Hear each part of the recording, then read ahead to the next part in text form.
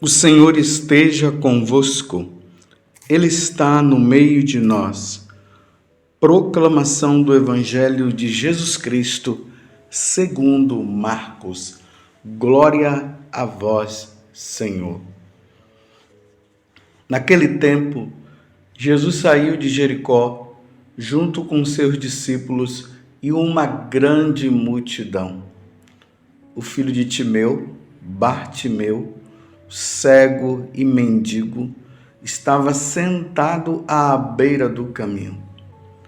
Quando ouviu dizer que Jesus, o Nazareno, estava passando, começou a gritar: Jesus, filho de Davi, tem piedade de mim.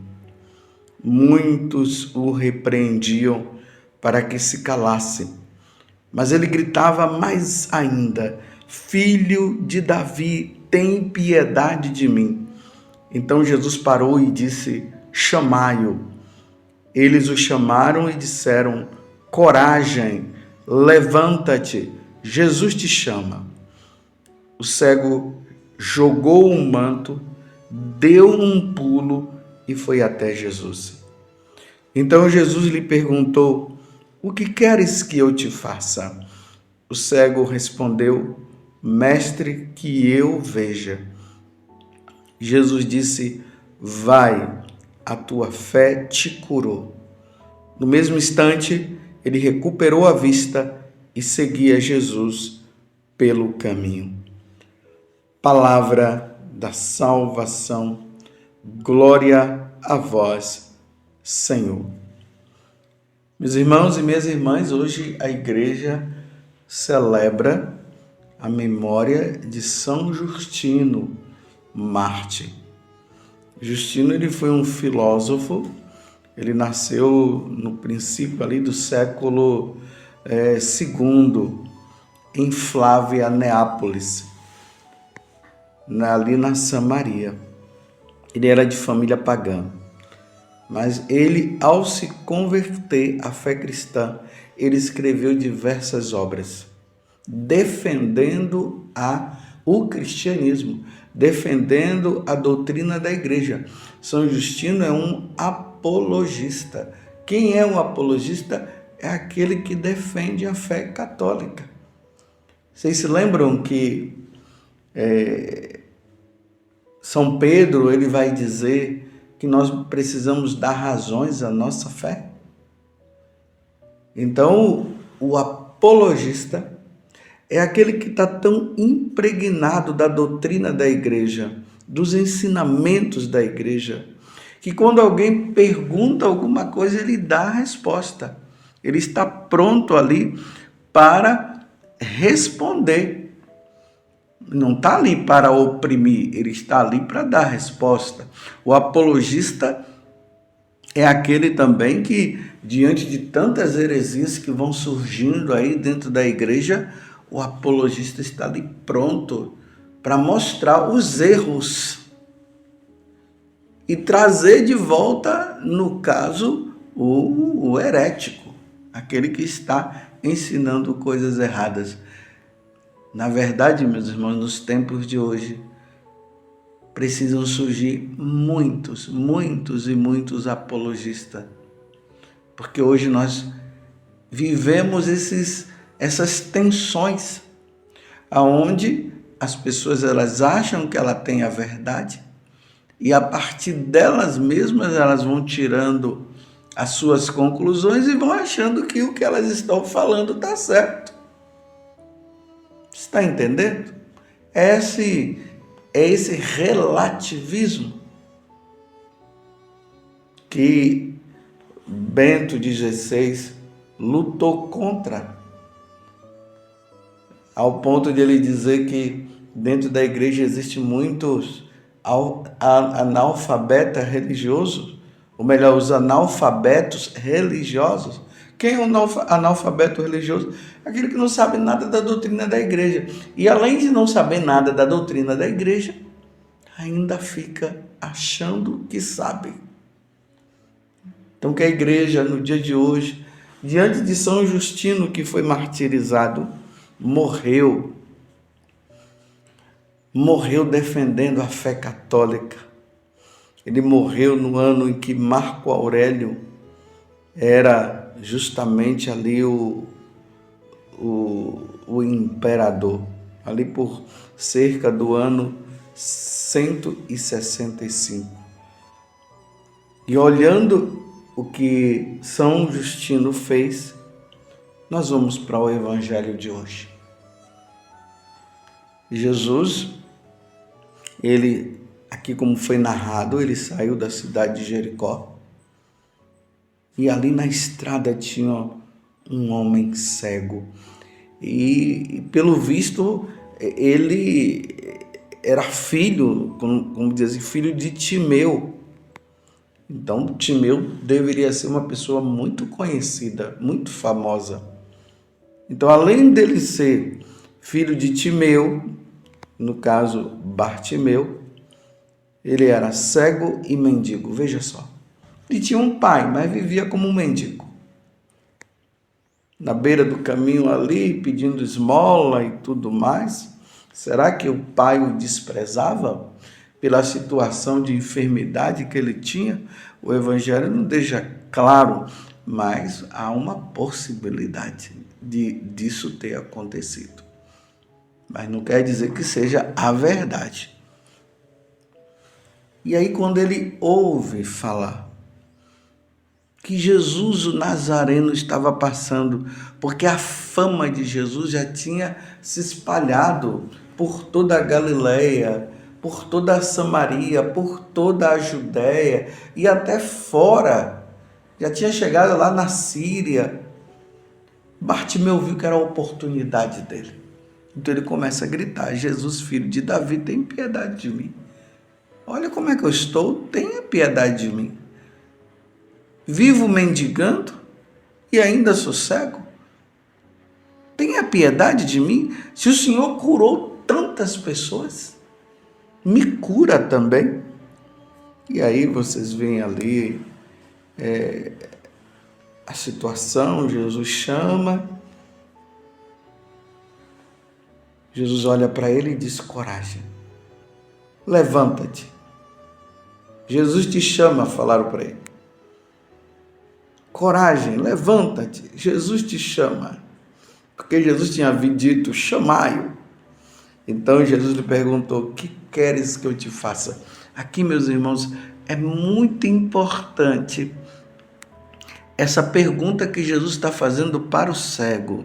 Essa pergunta, ela não entra assim, de forma bem alheia, como se só uma perguntinha. Não. A pergunta que Jesus está fazendo é a liberdade que ele está dando ao cego para que o cego possa se dizer: o que você quer? O que é que você quer que eu te faça? Vocês estão entendendo? É assim, meus irmãos, diante de Deus tem que haver essa questão da liberdade, porque Deus não força ninguém. Que queres que eu te faça? O cego respondeu: o mestre, que eu veja. Jesus disse: vai, a tua fé te curou. Uma vez que ele quis ser curado, Jesus o curou. Talvez você que esteja me ouvindo agora, você possa dizer: bem, esse evangelho não se aplica a mim porque eu não sou cego. Bem, fisicamente pode ser que você enxergue muito bem, como tem muitos por aí que enxergam. Mas espiritualmente pode ser que você ainda esteja cego a algumas realidades da nossa fé e você não consegue enxergar.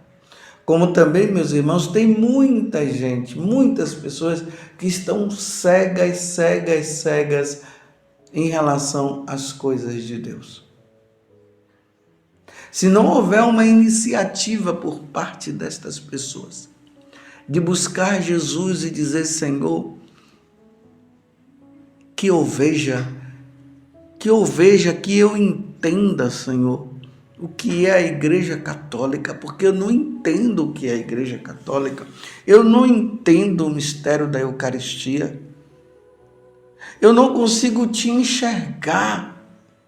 As pessoas falam tanto da tua existência e eu não consigo te enxergar. Senhor, eu quero te enxergar. Senhor, eu quero aprender as coisas da igreja. Senhor, eu quero entender. Se tu existe mesmo, pode dizer isso, você que está longe de Deus. Então me mostre, para que eu possa compreender, para que eu possa sair desta vida errada. Mas é preciso, meus irmãos, pedir. Pedis e recebereis. É o que Santo Afonso Maria de Ligório diz, que se nós não pedirmos, Deus não vai conceder a graça, não. É preciso pedir. Se não pedir, não tem como entender. E uma das coisas que o diabo tem investido é na cegueira. Ele tem feito com que as pessoas fiquem cegas. E aqui, veja o que é que eu vou dizer. Tem aquelas que enxergam hoje, que entendem as coisas de Deus. E o diabo está fazendo com que elas se tornem cegas novamente.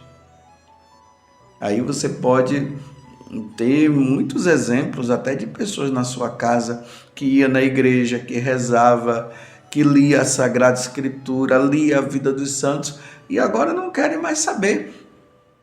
Ficaram cegas. Se deixaram permitir de ficarem cegas e estão achando que estão enxergando. Vê a cartada de Satanás? Está fazendo com que os católicos que enxergavam, eles agora estão cegos e estão dizendo que agora é que eles estão enxergando, porque eles diziam assim, eu era cego porque eu não entendia a realidade das coisas e agora eu estou enxergando. Você entendeu que situação que Satanás está colocando na vida dos católicos? É tempo de pedir para se enxergar. Aí entra essas doutrinas, esses ensinamentos errados que vão sendo colocados e vão fazendo com que as pessoas elas comecem a achar que elas estão enxergando, dizendo que Deus não existe, que Jesus não fez milagres coisa alguma, que não existe a questão de que um dia nós iremos prestar contas, porque essa vida termina aqui, que não existe eternidade coisa nenhuma, morreu, acabou. E aí vão infestando com narrativas e ensinamentos dizendo que a Igreja Católica ela não é correta. Aí vai dizendo que os padres são assim, que os bispos são assim, que os religiosos são assados, que as pessoas são alienadas, ou seja, elas não conseguem entrar na realidade, por isso começa a achar que elas estão fora da realidade. Está lá no mundo de Alice no País das Maravilhas, que a religião é o ópio do povo. Vocês já ouviram falar isso? Marx falou. A religião é o ópio do povo. E por ser o ópio do povo, faz com que o povo fique alienado e tudo mais. Olha aí, tá vendo? Aí elas começam a dizer que agora elas estão enxergando. É o contrário, agora é que elas ficaram cegas. E precisamos, meus irmãos, rezar muito, primeiramente para que nós não nos deixemos levar por essas ideologias que estão matando, levando as almas para o inferno. Nós precisamos rezar rezar por aqueles que abandonaram a igreja e rezar por aqueles que nunca foram batizados, que não se abriram para Deus, para que eles possam também enxergar. Mas a condição é que eles peçam. Foi o que o Bartimeu fez. Tem piedade de mim. Aí Jesus vai, chama ele aqui quando vem. O que é que você quer? Eu quero enxergar. Você compreende? É preciso enxergar. Precisamos enxergar novamente, meus irmãos. E não nos deixar levar por esses falsos ensinamentos que estão entrando na igreja. É preciso enxergar.